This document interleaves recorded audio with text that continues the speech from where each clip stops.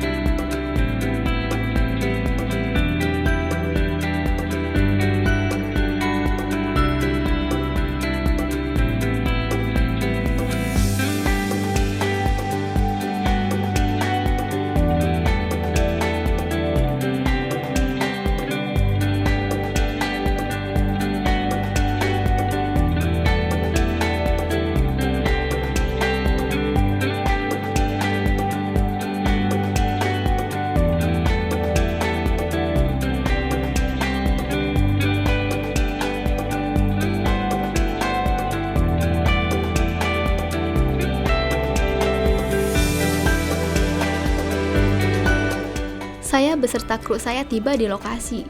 Kami beristirahat sejenak dan langsung mempersiapkan peralatan untuk syuting.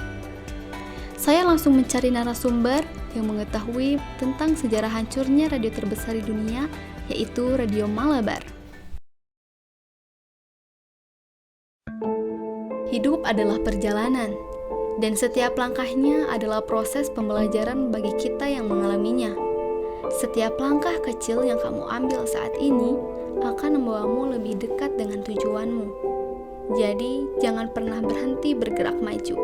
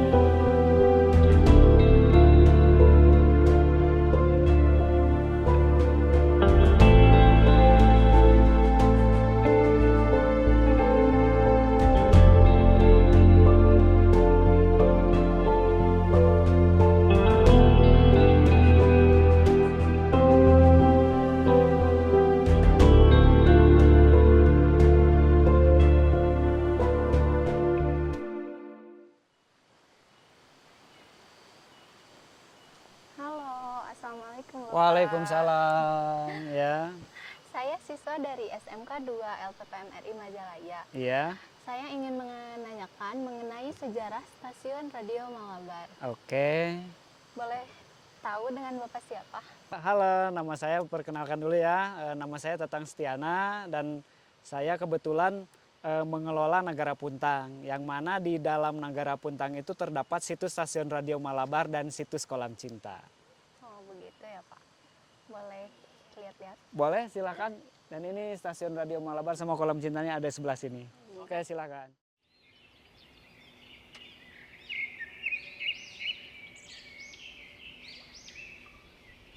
Nah, Bapak, Ya. pasti orang-orang juga pada bingung ya. Iya. Apa sih itu Radio Malabar?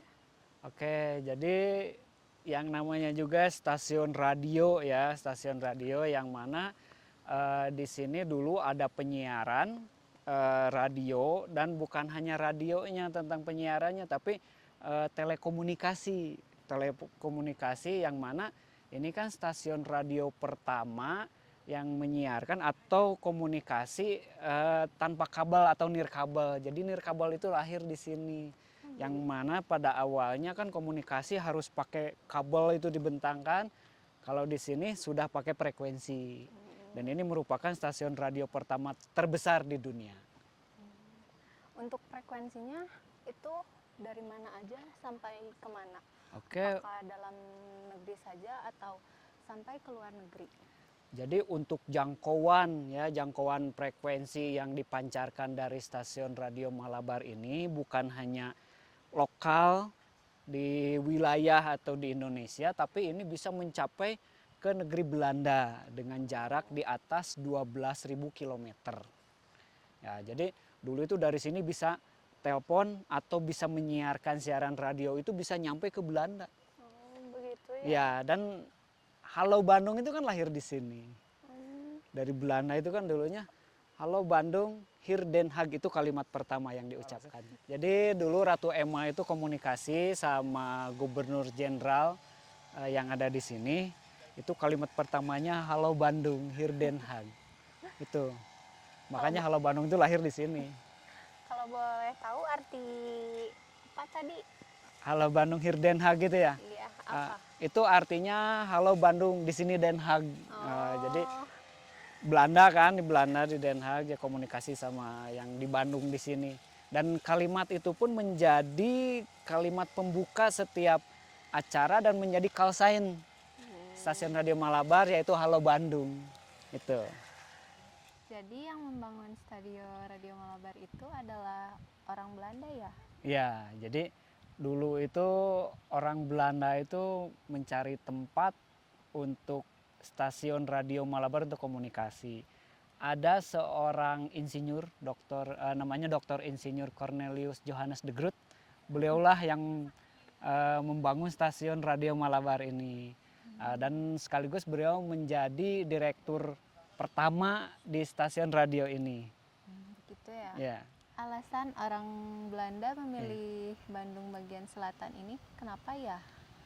Oke, jadi ada beberapa faktor yang memang kenapa sih dipilih tempat ini atau Gunung Puntang ini. Yang pertama memang untuk stasiun radio itu kan tempatnya sinyal harus bagus. Dan kebetulan di sini yang pertama sinyal bagus. Yang kedua ini tempatnya kan gunung ya, Ya. tinggi ya. Jadi gunung itu bisa diperuntukkan untuk antena. Jadi nggak usah bingung-bingung bikin tower karena udah ada tower alami. Jadi tinggal buat dudukan aja buat antena. Itu yang kedua. Yang selanjutnya yang paling utama di sini adalah debit air. Kenapa diperlukan debit air? Karena kan untuk menghidupkan mesin radio itu memerlukan daya listrik yang sangat besar. Nah, makanya diperlukan debit air untuk membangkitkan tenaga listrik untuk menghidupkan generator. Itu.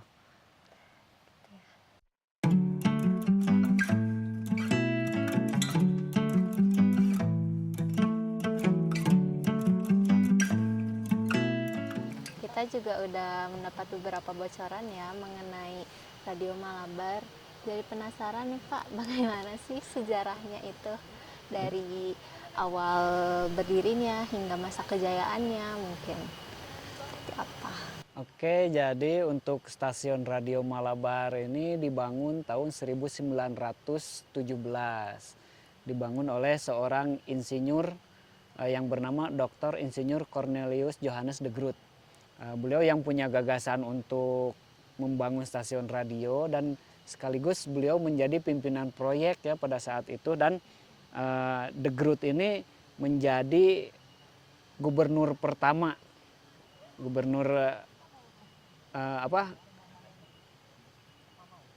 jadi beliau itu menjadi direktur pertama yang ada di stasiun Radio Malabar.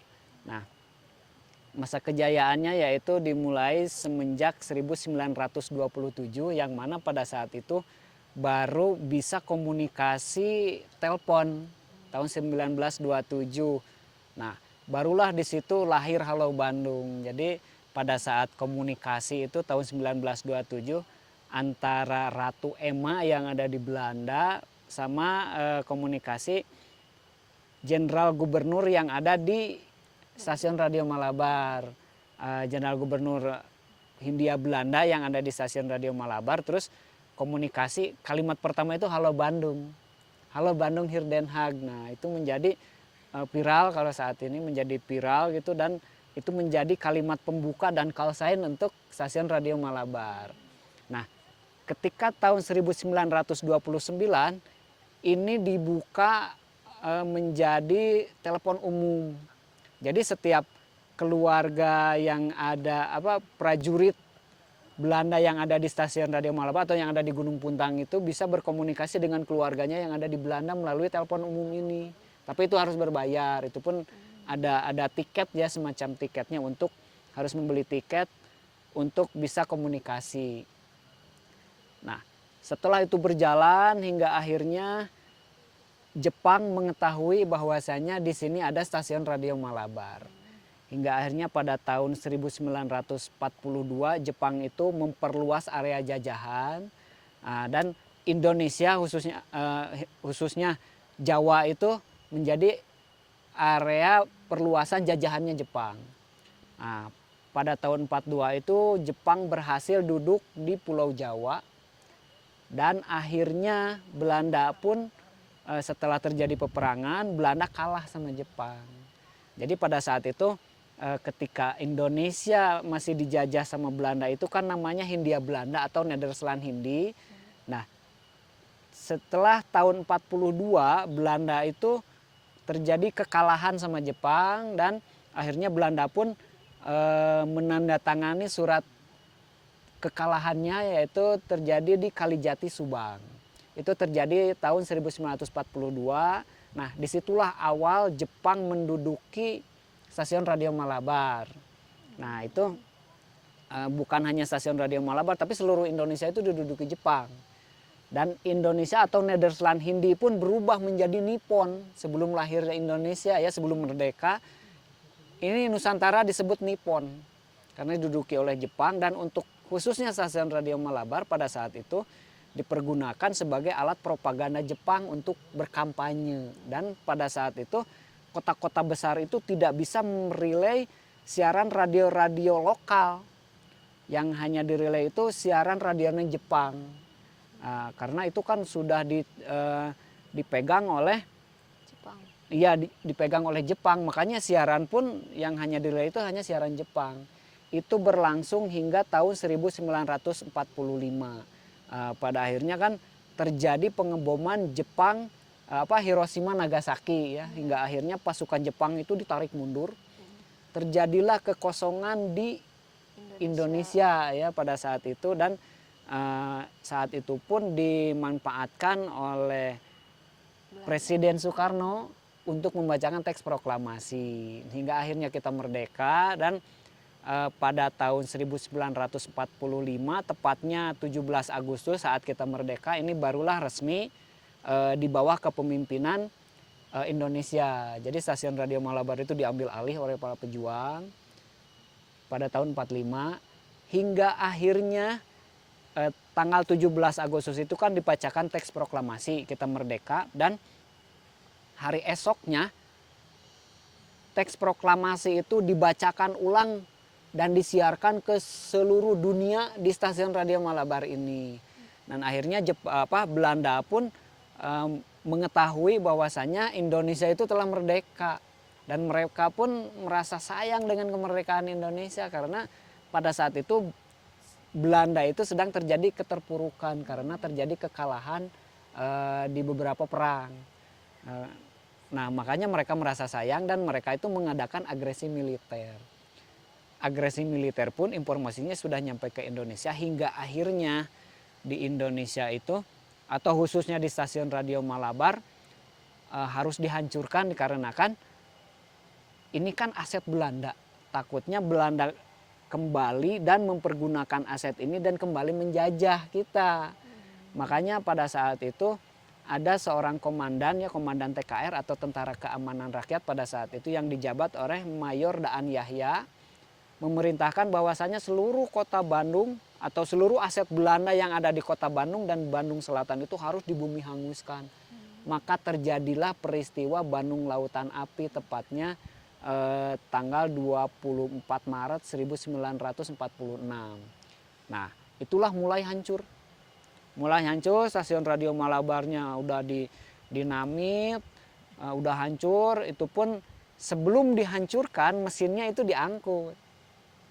Mesin teleponnya ada yang diangkut ke radio Dayakolot. Dulu ada radio di Dayakolot itu yang sekarang menjadi kampus Telyu atau Telkom University. Nah dulu sebagian mesinnya ada yang dibawa ke sana dan sebagian ada yang dibawa ke Jawa Tengah. Dan di Jawa Tengah itu pun menjadi kantor telegraf. Dan mesin telegraf itu dibawakan ke sana, itu diresmikan sama Presiden Soekarno ya. Dan hingga akhirnya stasiun Radio Malabar hancur. Dan ya inilah. Jadi tempatnya seperti ini. Ini sebagian ada yang logam-logamnya itu hilang, yang paling pertama hilang tuh logam-logamnya. Karena itu kan mungkin bisa diperjualbelikan ya, makanya ini banyak hilang logam-logamnya. Dan untuk bangunannya pun sekarang hampir habis, tinggal ini yang tersisa. Tinggal bangunan ini, terus di depan tuh ada kolam cinta, yang mana kolam cinta itu satu-satunya bangunan yang paling utuh. Itu disebut kolam cinta, itu sebutan orang lokal sih. Sebetulnya itu anak panah yang mengarah lurus ke Belanda. Dan untuk di stasiun Radio Malabar pun bukan hanya stasiun radio, dulu ada PLTA-nya, terus ada rumah dinas. Rumah dinas yang berada di bawah itu kita sebut bangunan 10 itu. Karena ada 10 rumah, itu sebagai tempat tinggal para petinggi di sini. Tapi itu pun tidak luput dari kehancuran. Itu berbarengan sama peristiwa Bandung Lautan Api, stasiun Radio Malabar, terus rumah dinasnya seluruhnya dihancurkan dan sebagian ada yang dijarah juga. Itulah mungkin. Terus fungsi kolam cinta itu emang untuk apa ya? Kan itu mengarah lurus ke Belanda. Apakah itu emang tujuannya untuk mengarahkan frekuensi jaringan? Nah, untuk kolam cinta sendiri yaitu memang awalnya ya dibangun sebagai anak panah, yang mana itu pun diisi air untuk penampungan air. Biasanya kalau di bangunan Eropa itu di depannya harus ada kolam untuk penampungan air. Itu difungsikan untuk ketika terjadi kebakaran itu sudah ada penampungan air. Jadi tidak usah cari air di mana-mana, itu udah ada penampungan air, itu salah satu. Terus itu sebagai hiasan, karena dulu itu kan air mancur ya, di situ air mancur. Terus selanjutnya itu sebagai pendingin mesin, karena di situ air yang ada di situ disirkulasikan ke mesin, terus dikembalikan lagi itu untuk mengurangi panas. Karena pada saat itu mesin yang dipakai kan masih gede-gede ya, masih transistor tabung yang ya ini pondasinya aja segede gini gitu, makanya kan gede-gede, itu pasti panas. Dan ketika dihidupkan katanya itu ada percikan-percikan api dari kumparan-kumparan itu, makanya itu mesinnya panas. Dan inilah air sebagai pendingin itu mungkin.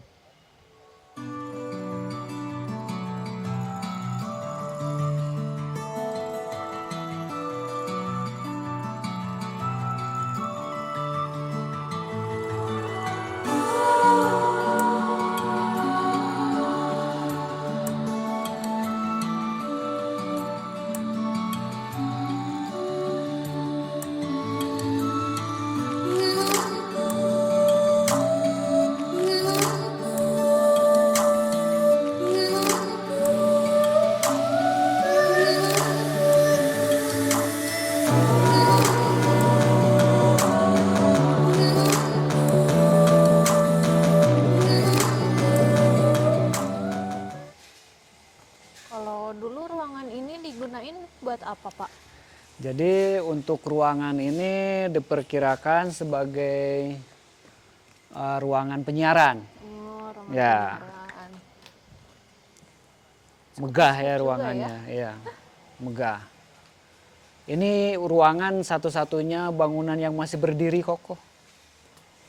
Karena yang lain udah hancur, ini tapi walaupun nggak utuh ya, tapi ini masih berdiri. Luas ruangannya emang sama segini semua atau ada yang lebih besar? Untuk yang paling besar itu ruangan utama, bangunan utamanya yang stasiun radionya. Yang tadi di ya, depan. yang tadi itu di depan. Kalau ini agak kecil sih, agak kecil ruangannya ini di belakang stasiun radionya.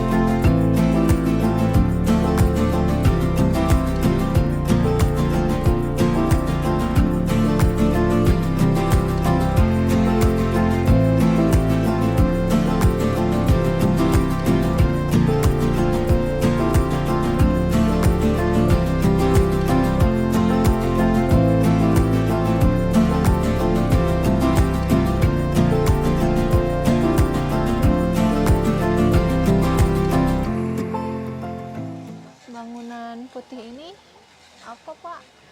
Ini villa, ini baru sih, bukan bangunan peninggalan Belanda. Di sini dulu nggak ada apa-apa. Sini kolam, terus di sebelah sana tuh ada 2 kolam, ada 2 kolam. Kalau ini nggak ada apa-apa. Ini villa dulu dibikin penginapan karena untuk area ini kan udah dikelola sama swasta. Nah, ini baru, bukan bangunan Belanda ini. Oh, untuk itunya sendiri pun itu bikinan warga lokal. Ya, itu merupakan plakat untuk stasiun Radio Malabar. Nah, cuman itu dibikin duplikatnya, tapi itu cuma setengah karena yang aslinya tuh masih ada ke bawahnya untuk pembangunnya, pendirinya, untuk pendiri. Kalau ini setengah, itu duplikat dibikin. Itu plakat pembukaan sebetulnya pas di tanggal 5 Mei 1923, jadi pas pembukaan stasiun Radio Malabar itu dibuka oleh Gubernur Jenderal Mr. Dick Fogg, dan ini dibuka untuk umum katanya sih dulu, ini untuk jalur komunikasi maksudnya itu. Sana masih ada lagi Pak? Masih ada sebelah sana kolam, itu kolam penampungan air. Jadi dulu untuk mengisi kolam cinta itu airnya dari sini. Dialirin gitu ke Ya, bawah. jadi aliran airnya dari sini. Bisa lihat Pak? Boleh, silakan.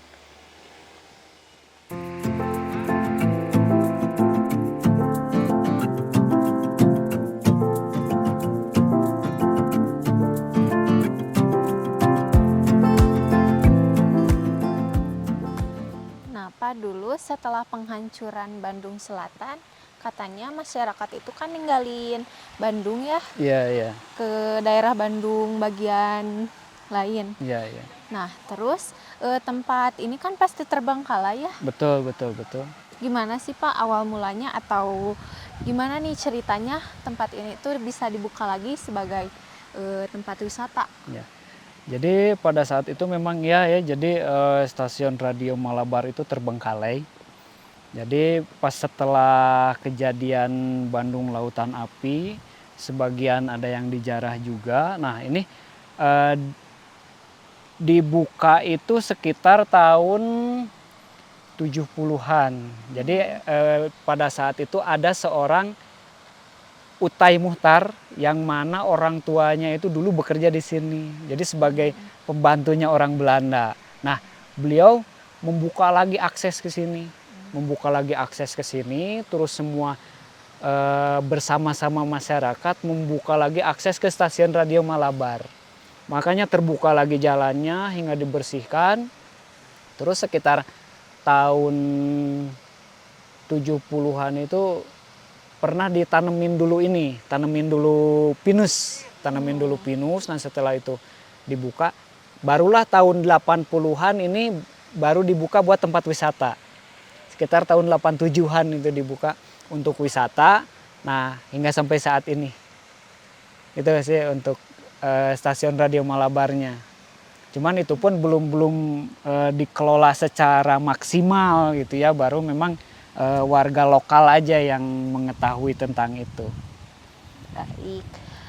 Lalu untuk mitos nih ya Pak, Ya. katanya yang beredar di sini, Ya, katanya emang apa ya, kata orang mah nggak boleh muterin lagu Iya. Halo Halo Bandung ya. yang versi orang Versi Belanda Belandanya.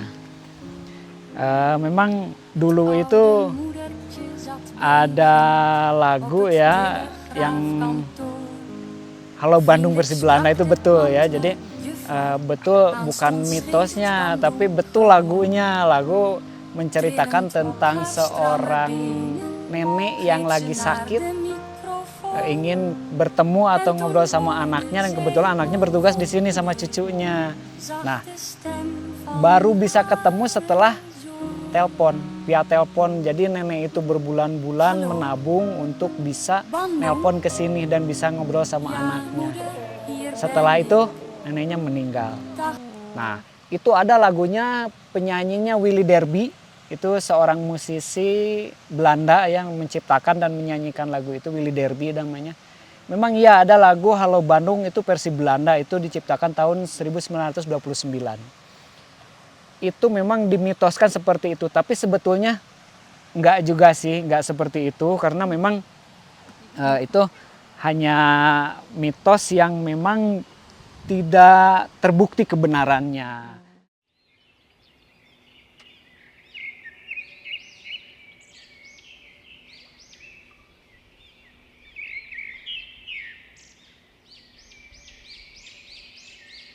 Nah, gimana sih tanggapan Bapak tentang mitos tersebut? Oh ya, jadi mitos itu sebetulnya itu merupakan kearifan lokal yang memang sengaja sama warga sekitar itu dibikin atau misalkan disebarkan sebetulnya untuk menjaga alam supaya orang itu datang atau memperlakukan tidak semena-mena. Sepintas tentang stasiun Radio Malabar. Iya Pak, terima kasih ya Bapak karena Iya. udah menjawab semua rasa penasaran saya. Dan terima kasih juga udah nyempetin waktu ya, maaf bila mengganggu. Sama-sama. Sekali lagi terima Ya. kasih ya. Mungkin hanya itu yang bisa saya bantu dan saya berharap mungkin ini bisa menjadi pengetahuan buat kalian semua dan semoga pengetahuan tersebut bisa menjadi amal baik juga, bisa menjadi pengetahuan buat kalian dan semoga kalian sukses. Ya amin. Bapak juga ya. Ya, Terima kasih sama-sama. Bapak. Ya.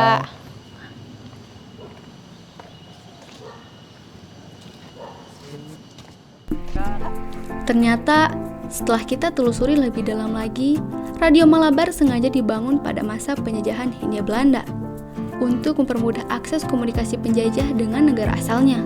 Radio Malabar adalah radio terbesar di dunia yang sengaja dihancurkan oleh para pribumi karena alasan pembagian dua wilayah bumi Pasundan menjadi dua bagian. Satu bagian yaitu Bandung Selatan dan Bandung Timur. Rakyat Bandung Selatan sengaja menghancurkan tempat tinggal mereka dan merusak semua gedung termasuk Radio Malabar dengan alasan untuk mematikan pergerakan penjajah dan memutus komunikasi mereka dengan negaranya. Namun, setiap tempat mempunyai cerita dan kisahnya masing-masing. Maka, nikmatilah hal-hal kecil dari dalam hidup, sebab hal kecil inilah yang akan menjadi kisah dan cerita yang akan dikenal.